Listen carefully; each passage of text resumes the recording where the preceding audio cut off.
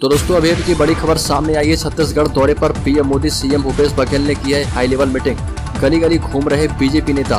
प्रधानमंत्री मोदी लोकसभा चुनाव के बाद अब सीधे 2023 के विधानसभा चुनाव के पहले छत्तीसगढ़ दौरे पर आ रहे हैं। पीएम मोदी शासकीय कार्यक्रम के साथ चुनावी संक्रांत करने 7 जुलाई को रायपुर पहुंच रहे हैं। इस दौरान पीएम मोदी रायपुर के साइंस कॉलेज ग्राउंड में एक बड़ी आम सभा को संबोधित करेंगे। इसकी तैयारी में छत्तीसगढ़ बीजेपी के सभी नेता जुट गए हैं। इसके साथ साथ शासन प्रशासन और छत्तीसगढ़ सरकार ने भी व्यवस्था दुरुस्त करने के लिए हाई लेवल मीटिंग की है। मुख्यमंत्री निवास में मुख्यमंत्री भूपेश बघेल की अध्यक्षता में पीएम मोदी के छत्तीसगढ़ दौरे के लिए मीटिंग हुई है। इसमें मुख्य सचिव अमिताभ जैन, डीजीपी अशोक जुनेजा के साथ कई बड़े अधिकारी शामिल हुए। वहीं एक और बड़ी खबर की बात करें तो 15 रुपए लीटर मिलने लगेगा पेट्रोल। नितिन गडकरी का बड़ा बयान। केंद्रीय मंत्री नितिन गडकरी का कहना है कि हमारी सरकार की मानसिकता है कि किसान न केवल अन्नदाता बने बल्कि ऊर्जादाता भी बने। सभी वाहन अब किसानों के द्वारा उत्पादित इथेनॉल से चलेंगे। यदि औसतन 60% इथेनॉल और 40% बिजली लेंगे तो 15 रुपए प्रति लीटर की दर से पेट्रोल मिलेगा और लोगों को फायदा होगा। प्रदूषण और आयात कम होगा। वहीं एक और बड़ी खबर सामने आई है। मणिपुर में इंडियन रिजर्व फोर्स कैंप पर भीड़ ने बोला धावा, हथियार लूटने की कोशिश। पूर्वोत्तर के राज्य मणिपुर में पिछले 2 महीने से हिंसा जारी है, जिसमें कई लोगों की जान जा चुकी है। एक बार फिर से राज्य के थौबल जिले में स्थिति तनावपूर्ण है, जब भीड़ ने इंडियन रिजर्व फोर्स के कैंप पर धावा बोल दिया। इस दौरान भीड़ ने कथित तौर पर हथियार, गोला बारूद लूटने की कोशिश की। इसके बाद सुरक्षा कर्मियों ने भीड़ को रोकने के लिए हवाई फायरिंग की, जिसमें एक शख्स की मौत हो गई। अधिकारियों के मुताबिक लोगों ने खांग बोक इलाके में 3री IRB बटालियन के कैंप पर हमला कर दिया। इस दौरान भीड़ ने हथियार, गोला बारूद लूटने की कोशिश की। वहीं एक और बड़ी खबर को ले तो आदिवासी युवक पर मध्य प्रदेश में पेशाब करने वाला बीजेपी नेता गिरफ्तार, पल-पल दे रहा था चकमा। मानसिक विक्षिप्त आदिवासी युवक के ऊपर पेशाब कर पूरे प्रदेश में हड़कंप मचाने वाले बीजेपी नेता प्रवेश शुक्ला को पुलिस ने गिरफ्तार कर लिया है। पुलिस ने उसे सीधे जिले से कुबरी गाँव के खैरहरवा से साइबर सेल की मदद से गिरफ्तार किया है और वो लगातार लोकेशन बदलकर पुलिस को चकमा दे रहा था। उसकी गिरफ्तारी होने के बाद ही पुलिस ने उसकी पत्नी और माँ को छोड़ा। बेटे की हालत देखकर माँ वहीं रोने लगी और पुलिस ने उन्हें तुरंत घर रवाना किया है। पुलिस अब आरोपी से पूछताछ कर रही है। साथ ही साथ एक और बड़ी खबर की बात करें तो महाराष्ट्र में उठा सियासी तूफान अभी थमा भी नहीं है कि बिहार से बदलाव के संकेत आने लगे हैं। बिहार में 48 घंटे में 3 बड़े घटनाक्रम हुए हैं, जिनमें एक सीक्रेट मीटिंग है और इसके बाद से नीतीश के अगले मूव को लेकर सवाल उठने लगे हैं। दरअसल सीबीआई ने नौकरी के बदले जमीन घोटाले मामले में बिहार के डिप्टी सीएम तेजस्वी यादव, लालू यादव और राबड़ी यादव के खिलाफ चार्जशीट दाखिल कर दी है। इस चार्जशीट के बाद क्राइम करप्शन पर जीरो टॉलरेंस की नीति का दावा करने वाले नीतीश कुमार को छवि के नुकसान का खतरा दिखने लगा है। वहीं एक और बड़ी खबर की बात करें तो घट सकता है वंदे भारत का किराया। पटना रांची के बीच यात्रियों को राहत की उम्मीद। वंदे भारत एक्सप्रेस ट्रेन को शताब्दी के विकल्प के रूप में देश के विभिन्न शहरों के बीच चलाया जा रहा। जल्द ही कम दूरी की वंदे भारत ट्रेन का किराया 5 से 10% कम करने की तैयारी है। किराया कम होने से रांची पटना के बीच यात्रा करने वाले लोगों को राहत मिलने की उम्मीद है। रेलवे अधिकारियों का कहना है कि कई मार्गों पर क्षमता से कम यात्रियों के साथ वंदे भारत चल रही है। इसका मुख्य कारण उस रूट पर चल रही शताब्दी ट्रेन का किराया वंदे भारत से कम होना है। साथ ही साथ एक और बड़ी खबर को ले तो नेपाल के पानी से बिहार में बाढ़ का खतरा। 7 जिलों में भारी बारिश का अलर्ट जारी।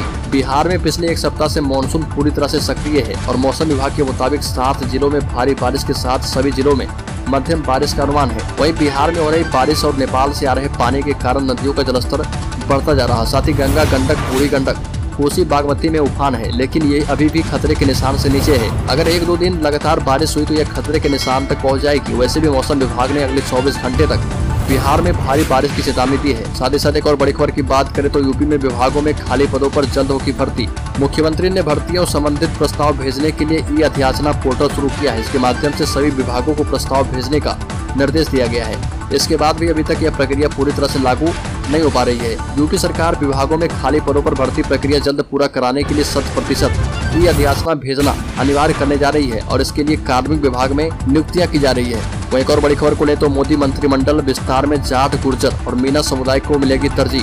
भाजपा ने 4 राज्यों में प्रदेश अध्यक्ष की घोषणा कर दी है। इस घोषणा के साथ ही केंद्रीय मंत्रिमंडल के विस्तार की चर्चा तेज है। ऐसे में मोदी सरकार के केंद्रीय मंत्रिमंडल में राजस्थान के नेताओं के शामिल किए जाने की सुगबुगाहट है। भारतीय सूत्रों की माने तो मोदी सरकार के मंत्रिमंडल विस्तार में प्रदेश के जाट, मीना और गुर्जर समुदाय को तरजीह मिल सकती है। सूत्र बताते हैं कि इन समुदाय को पार्टी के भीतर उचित प्रतिनिधित्व नहीं मिलने से नाराजगी है। ऐसे में इन समुदाय से जुड़े नेताओं को मंत्रिमंडल में जगह दी जा सकती है। एक और बड़ी खबर सामने आई है। पाकिस्तान में सिखों पर जुल्म जारी। ईद पर गुरुद्वारा सखर में पाठ रुकवाया गया। पुलिस ने आरोपियों पर कार्रवाई से किया इनकार। पाकिस्तान में अल्पसंख्यक समुदाय एवं सिखों पर जुल्म जारी है। बीते दिनों सिख युवक की हत्या के बाद अब मुस्लिम समुदाय के लोगों ने पाकिस्तान में गुरुद्वारे पर हमला कर दिया और पाठ रुकवाया। श्री अकाल तख्त साहिब के जत्थेदार ज्ञानी रघुवीर सिंह ने इसका विरोध किया और पाकिस्तान सरकार से कार्रवाई की अपील की है। मिली जानकारी के मुताबिक यह घटना पाकिस्तान के सिंध में सक्खर इलाके के गुरुद्वारे में हुई और मिली जानकारी के मुताबिक सक्खर स्थित गुरुद्वारे में गुरबानी का पाठ चल रहा था। इसी दौरान मुस्लिम समुदाय के कुछ लोगों ने गुरुद्वारे पर हमला कर दिया। साथ ही साथ एक और बड़ी खबर की बात करें तो भारत में टेलीकॉम टेक्नोलॉजी और 6G सर्विस को डेवलप करने के लिए भारत 6G अलायंस को लॉन्च कर दिया गया है। दिल्ली में हुए कार्यक्रम में यूनियन टेलीकॉम और IT मंत्री अश्विनी वैष्णव ने इसकी शुरुआत कर दी है। इस दौरान केंद्रीय मंत्री ने बताया कि गुजरात में 4 से 6 हफ्तों के अंदर भारत की पहली सेमीकंडक्टर चिप प्लांट का शिलान्यास किया जाएगा। वैष्णव ने यह भी कहा कि हम डेटा संरक्षक विधेयक के साथ तैयार हैं। उम्मीद है कि हम इसे संसद के मानसून सत्र में पेश करेंगे। वहीं दोस्तों एक और बड़ी खबर सामने आई है। उड़ीसा के बालासोर हादसे की वजह सिग्नलिंग सिस्टम में खराबी। सेफ्टी कमिश्नर की रिपोर्ट में खुलासा हुआ है। विपक्ष ने कहा कि सरकार की लापरवाही से ट्रेनें मुर्दाघर बनी। 2 जून को उड़ीसा के बालासोर में 3 ट्रेनों की टक्कर हुई थी और 2 दशक के सबसे बड़े हादसे में 293 लोगों की मौत हो गई और 1000 से भी ज्यादा लोग घायल हो गए। रेलवे बोर्ड की ओर से कमिश्नर ऑफ रेलवे सेफ्टी भी इस मामले में जांच कर रही है और CRS ने 40 पेज की रिपोर्ट बोर्ड को सौंप दी है। रिपोर्ट के मुताबिक लेवल क्रॉसिंग लोकेशन बॉक्स के अंदर तारों की गलत लेवलिंग की वजह से ऑटोमेटेड सिग्नलिंग सिस्टम में गड़बड़ी है और जो हादसे का कारण बना। क्रॉसिंग लोकेशन बॉक्स में तारों की गलत केबलिंग के बारे में सालों तक मालूम नहीं चला। मेंटेनेंस के दौरान भी इसमें गड़बड़ी हुई है। साथ ही साथ दोस्तों एक और बड़ी खबर सामने आई है। NCERT ने जारी कर दी है कक्षा 1 और 2 की नई किताबें। राष्ट्रीय शैक्षिक अनुसंधान और प्रशिक्षण परिषद NCERT ने नई राष्ट्रीय शिक्षा नीति के तहत कक्षा 1 एवं 2 की किताबें जारी कर दी है। बच्चे सारंगी से हिंदी, मृदंग से अंग्रेजी और शहनाई से उर्दू पढ़ेंगे। दोनों कक्षाओं में भाषा की किताबों का यही नाम रखा गया है। गणित की किताबों का नाम हिंदी में आनंदमय गणित और अंग्रेजी में जॉयफुल मैथमेटिक्स रखा गया है। ये किताबें बाजार में भी उपलब्ध हो जाएगी और इन किताबों का अन्य भारतीय भाषाओं में भी अनुवाद हो रहा है। वहीं दोस्तों एक और बड़ी खबर की बात करें तो ब्रजभूषण शरण सिंह ने कहा कि मेरे खिलाफ षड्यंत्र एक्सपोज हो चुका है। ग्वालियर में भारतीय कुश्ती संघ के पूर्व अध्यक्ष ब्रजभूषण शरण सिंह ने कहा कि मेरे खिलाफ राजनीतिक षड्यंत्र के तहत आंदोलन किया गया। इसकी हकीकत सामने आ चुकी है। राजनीतिक लड़ाई में मुझ पर कलंक लगाने के लगातार प्रयास होते रहे हैं। मैं सत्य की राह पर हूँ। जनता का प्यार मुझे मिल रहा। WFI का चुनाव मैं हर हाल में जीतूंगा। एक और बड़ी खबर की बात करें तो पंजाब में एक बार फिर से शिरोमणि अकाली दल और भारतीय जनता पार्टी का गठबंधन होना लगभग तय है। दोनों में सीटों के फॉर्मूले से लेकर चुनाव स्ट्रेटजी सब तय हो चुका है। अब इंतजार है तो सिर्फ ऐलान का। इसका बड़ा कारण विपक्षियों का महागठबंधन है। बेशक भाजपा ने बड़े बड़े दावे किए हैं कि उन्हें फर्क नहीं पड़ता, लेकिन अंदर की हकीकत यह है कि भाजपा अपने साथ से छिटके दलों को फिर से अपने साथ जोड़ने में जुटी है। पंजाब में अकाली दल के साथ गठबंधन भी उसी रणनीति का हिस्सा है, जबकि दूसरी तरफ गठबंधन से अलग होकर अपनी जमीन खो चुके अकाली दल की चिंता कुछ और है। साथ ही साथ एक और बड़ी खबर सामने आई है। भाजपा ने लोकसभा चुनाव से पहले पूर्व कांग्रेसी सुनील जाखड़ को बीजेपी ने पंजाब की कमान सौंप दी है। भाजपा के लिहाज से चौंकाने वाला फैसला रहा, क्योंकि जाखड़ को भाजपा में आए अभी करीब 1 ही साल हुआ है। इसके बावजूद भाजपा के इस दाव के पीछे की वजह जानने को सब उत्सुक हैं। इसकी बड़ी वजह सुनील जाखड़ की पंजाब में स्वीकार्यता है। जाखड़ हिंदू नेता होने के बावजूद सिखों में भी खूब लोकप्रिय हैं। यहाँ तक कि कैप्टन अमरिंदर सिंह ने भी मुख्यमंत्री रहते उनकी प्रधानगी में काम करना कबूल किया था।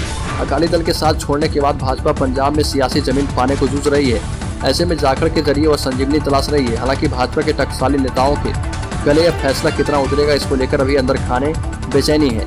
साथ ही साथ एक और बड़ी खबर की बात करें तो बिहार में श्रावणी मेले में डीजे बजाने पर रोक लगा दी गई है। श्रावणी माह का आगमन हो चुका है। ऐसे में श्रावणी मेले की तैयारी को लेकर जिला प्रशासन और मुजफ्फरपुर पुलिस लगातार कांवरिया पथ को लेकर निरीक्षण में जुटा है और तैयारियों का जायजा भी लिया जा रहा है। बताया गया कि इस बार श्रावणी मेले के दौरान डीजे बजाने पर पूर्ण रूप से प्रतिबंध लगाया गया है। और आपको बताते चले कि कांवरिया श्रावणी मेले के दौरान हाजीपुर के पहलेजा घाट से जल बोझ कर गरौल, फाकुली, तुर्की, रामदयालु, अघोरिया बाजार, आमगोला होते हुए उत्तर बिहार का देवघर जाने वाला बाबा गरीब स्थान पहुंचकर भोले बाबा को जल अर्पण करते हैं। इस दौरान कांवरिया अपने साथ डीजे बजाते हुए जाते हैं और जिसको इस बार जिला प्रशासन के द्वारा बैन कर दिया गया है। एक और बड़ी खबर को ले तो खालिस्तानियों के टारगेट पर भारतीय डिप्लोमेट्स। कनाडा में भारत के मोस्ट वांटेड खालिस्तानी आतंकी हरदीप निज्जर की हत्या के बाद खालिस्तानी समर्थक बौखला गए हैं। खालिस्तानी समर्थकों ने कनाडा, अमेरिका और ऑस्ट्रेलिया में जगह जगह किल इंडिया नाम से पोस्टर चस्पा करने शुरू कर दिए हैं और इन्हें सोशल मीडिया पर वायरल किया जा रहा है। इस पोस्टर में जहां पर 8 जुलाई को फ्रीडम रैली की जानकारी दी गई है, वहीं निज्जर की हत्या के लिए दूतावास अधिकारियों को जिम्मेदार बताया गया। पोस्टर पर 8 जुलाई को तीनों देश में निकाली जाने वाली फ्रीडम रैली का समय और स्थान बताया गया है। खालिस्तानियों की इस हरकत पर भारत के विदेश मंत्रालय ने कड़ा संज्ञान लिया है। विदेश मंत्री एस जयशंकर ने तीनों देशों की सरकारों से कहा है कि वो अपने अपने यहाँ खालिस्तानी समर्थकों को जगह न दें, इससे उनके भारत के साथ रिश्तों पर प्रभाव पड़ सकता है। वहीं दोस्तों एक और बड़ी खबर सामने आई है। अफगानिस्तान में ब्यूटी पार्लर बैन कर दिया गया है। अफगानिस्तान की हुकूमत पर कब्जा करने वाले आतंकी संगठन तालिबान ने देश में तमाम ब्यूटी पार्लर बंद करने का ऑर्डर जारी कर दिया है। ब्यूटी पार्लर चलाने वाली महिलाओं को 1 महीने का वक्त दिया गया है। हालांकि इस बैन की वजह नहीं बताई गई। तालिबान ने 15 अगस्त 2021 को काबुल के साथ ही पूरे अफगानिस्तान पर कब्जा कर लिया था। इसके बाद से उसने लड़कियों और महिलाओं की शिक्षा और नौकरी से जुड़े तमाम अधिकार छीन लिए थे।